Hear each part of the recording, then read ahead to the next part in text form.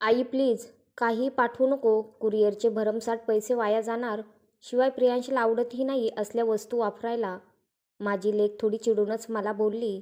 गेली 6 वर्ष लग्नानंतर अमेरिकेत स्थायिक झालेल्या माझ्या एकुलत्या एक मुलीला मी विचारलं, अगं प्रियांश फक्त 2 वर्षाचा आहे. तू त्याला घालशील तर त्याला सवय लागेलच ना. आई, आता थोडं स्पष्ट बोलते हा. त्या तिकडच्या साध्या लोकरीचा अमेरिकेच्या कडक थंडीत काही उपयोग होत नाही. मी चांगले महागाईचे फर कोट घेतले आहेत प्रियांश आणि आमच्यासाठी. म्हणून म्हणते आहे, ऐक माझं. नको पाठवू तुझे विणलेले स्वेटर इथे. अर्थात तू हट्ट धरून पाठवलेस तरी मी नाही वापरणार. म्हणून सांगते प्लीज ऐक. प्रीती खूपच स्पष्ट शब्दात नकार देत होती. माझे यजमान हयात असेपर्यंत लेकीचे खूपच लाड पुरवायचे. मला नेहमीच म्हणायचे, तिला काय हवं ते करू दे. सतत तिला सूचना देत जाऊ नकोस. त्यांच्या त्या शब्दांना आठवत मी बरं फोन ठेवते म्हणत व्हिडिओ कॉल बंद केला. विणकाम ही केवळ माझी आवड नाही, माझ्या सर्वात आवडता छंद म्हणता येईल. किशोरवयात नातेवाईकांकडून सणवारांना मिळालेले पैसे वाचून मी माझ्या आवडीचे छान मऊ रंगीत लोकरीचे गोळे आणि सुया विकत घ्यायचे. त्या काळात सर्वसाधारण मुलींना सतत घरातील कामे किंवा स्वयंपाक असायचाच. हे सर्व मलाही करायला लागायचं. पण तरी स्वतःसाठी काही वेळ काढून गच्चीवर उन्हात चटई घालून आजीच्या बाजूला बसून मी भरपूर विणकाम शिकून घेतलं. ती पण मला ह्यासाठी खूप प्रोत्साहन द्यायची आणि वेगवेगळ्या विणकामाच्या पद्धती शिकवायची. कालांतराने माझ्याजवळ वेगवेगळ्या आकाराच्या सुया आणि बहुरंगी लोकरीच्या गोळ्यांचा एक संचय झाला होता. एका मोठ्या ड्रॉवरमध्ये मी हे सर्व नीट मांडून ठेवायचे. जणू खजिनाच होता तो माझा. हळूहळू मी लहान मुलांसाठी मोजे, छोटे लोकरीचे फ्रॉक, स्वेटर, माकड टोपी, मफलर सारख्या लोकरी वस्तू बनवण्यात अधिकच प्रवीण होत गेले. आमच्या घरी येणाऱ्या पाहुण्यांना माझे आईवडील अभिमानाने माझे हे कौशल्य सांगत. माझ्या काही निर्मिती मी त्यांना दाखवाव्या असे सुचवायचे. आलेल्या पाहुण्यांकडून माझी स्तुती ऐकून मलाही माझ्या ह्या कलाविष्कारांचा अभिमान वाटत असे. BAचे शिक्षण पूर्ण होताच माझा विवाह एका संपन्न कुटुंबात झाला.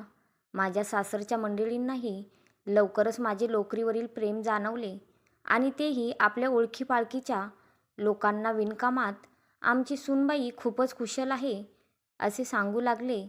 बघता बघता आमच्या विस्तारित कुटुंबातील, मित्रमंडळातील आणि शेजारपाजारांच्या लोकांना ही ह्याची जाणीव होत गेली आणि कधी रुकवत तर कधी बारसे अशा प्रसंगासाठी मी विणलेल्या लोकरीच्या वस्तूंच्या मागण्या यायला लागल्या.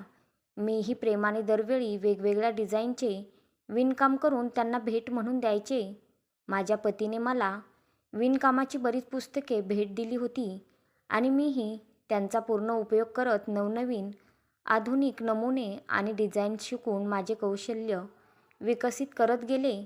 मी मात्र त्यातून पैसे कमवण्याचा विचार कधीच केला नाही, कारण माझे पती त्यांच्या कारकिर्दीत चांगलेच कमवत होते आणि आम्हाला एकच मूल असल्याने माझ्या स्वतःच्या कमाईची काही आवश्यकता नव्हती. पण मी बराच वेळा आमच्या कम्युनिटी सेंटरमध्ये प्रदर्शनासाठी माझे स्वेटर, फ्रॉक इत्यादी ठेवत होते. इतकी वर्ष झाली. मी आता एक ज्येष्ठ नागरिक असून एकटीच पण एक सुखी जीवन जगत आहे. माझे पती निधन पावले, पण माझ्यासाठी सर्व सुखसुविधा आणि काही न विसरता येणाऱ्या सुखद आठवणी सोडून गेले.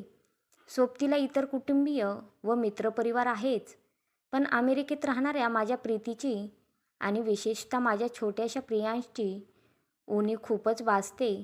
प्रीतीच्या डिलिव्हरीच्या वेळेस गेले होते मी तिथे, पण केवळ 3 महिनेच मला माझ्या छोट्या नातवाच्या सहवासात राहता आले. तेव्हापासून त्यांना प्रत्यक्ष भेटण्यास आतुर झालेली मी फक्त मी विणलेले लोकरीचे कपडेच त्यांच्यापर्यंत पोचवू शकते.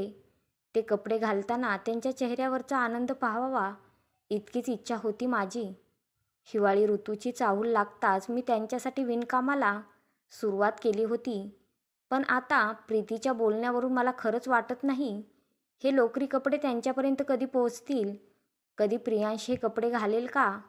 कधी प्रियांशला जाणवेल का माझं प्रेम, माझी माया, माझ्या लोकरीची ऊब? मला त्या क्षणी खूपच नाकारले गेल्यासारखे वाटले, तेही माझ्या स्वतःच्या मुलीकडून. मी माझे अश्रू आवरून डोळे पुसत असतानाच मला रजनीने आवाज दिला, ताईजी, काम झाले माझं, येऊ का मी? माझ्या भव्य घरात कामाला असलेल्या रजनीने विचारले. मी होकार देऊन ती जाणार एवढ्यात ती माझ्या खोलीत येऊन माझ्या खुर्चीच्या जवळ बसली. रजनी म्हणाली, ताईजी, तुम्ही किती सुंदर स्वेटर बनवता हो. मला माहीत आहे हे तुम्ही तुमच्या नातवासाठी विणले आहेत. पण ताईजी, बघा ना, घरात ह्याच मापाचा तुम्ही विणलेला एखादा जुना स्वेटर असला तर माझा धाकटा लेक आहे ना, त्याच्यासाठी. अहो, मला किती पण वाटलं ना की त्याला असे सुंदर रंगीत मऊ उबदार स्वेटर घ्यावे, पण तुम्हाला माहीत आहे ना, मला परवडणार नाही हो. आणि त्यातही तुमच्या हातचे विणकाम. ताईजी, मी तुमची खुशामत नाही करत हो, खरंच सांगते. तुमच्यासारखे सुरेख नाजूक विणकाम हे फार तोड्यांना जमते. जादूच आहे तुमच्या हातात. ताईजी, बघा की काही असेल तर. रजनीची ही वाक्य ऐकताच मी उठले आणि माझ्या कपाटातून मी विणलेले 4-5 स्वेटर व 2 मफलर काढून तिच्यासमोर ठेवले. उत्तम दर्जाच्या शुद्ध काश्मीरी लोकरीचे विणलेले हे कपडे मी खास माझी मुलगी, जावई व प्रियांशसाठी जपून ठेवले होते. पण त्यांना रजनीला काढून देताना मला एक क्षणही विचार करावासा नाही वाटला. प्रियांशने माझे स्वेटर घालावे, माझ्या प्रेमाची ऊब त्यांच्यापर्यंत पोचावी, इतकीच इच्छा होती माझी. पण मी अगदी प्रसन्न मनाने, संतुष्ट चित्ताने हे सर्व रजनीच्या सुपूर्द करत म्हणाले, हे घे, तू तुझा नवरा आणि तुझ्या छोट्या मुलांसाठी भेट. शिवाय मला तुझ्या बाकी 2 मुलांचेही माप कळव. मी त्यांच्यासाठी पण स्वेटर बनवते. तिच्या व तिच्या मुलांबद्दल खूपच आपुलकी वाटून मी बोलले. नाही नाही ताईजी, रंजनी लगेच म्हणाली, अहो, हे तर खूपच महाग असतील. मी हे कसे घेऊ शकते? अहो, मी तुम्हाला सहज विचारलं. तुमच्याजवळ काही जुने असेल तर द्या म्हणून. हे नाही घेऊ शकत मी. पण मी रजनीची समजूत काढली. नाही म्हणू नकोस. ह्या कपड्यांची ज्यांना गरज आहे, ज्यांना कदर आहे, त्यांनाच हे मिळावेत. माझ्या प्रियांसाठी त्याची श्रीमंत आई खूप फरचे कोट घेईल ग. पण इथे तुझीच नाहीत, इतर किती मुलं असतील जे ह्या कडक हिवाळ्यात एक साधा स्वेटर मिळावा म्हणून आतुर असतील. माझ्या नातवाला ह्यांची गरज नाही, पण तुझ्या मुलांना आहे. आणि तुझ्या कुटुंबांनी मी विणलेले स्वेटर घालावे, ह्यातच माझा खरा आनंद आहे.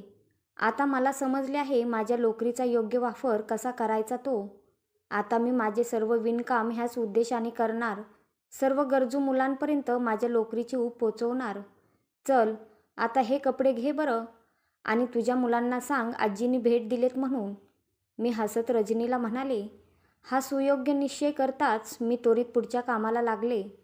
दरवर्षी हिवाळी ऋतूची चाहूल लागली की मी, रजनी आणि तिच्या ओळखीच्या काही गरजू बायका माझ्या सूचनांनुसार भरपूर स्वेटर, फ्रॉक, टोप्या, मफलर वगैरे विणून कधी झोपडपट्टीत, कधी एखाद्या अनाथ आश्रमात, तर कधी कपडे वितरित करणाऱ्या NGOंना आम्ही हे सर्व वाटून समाधान मानतो.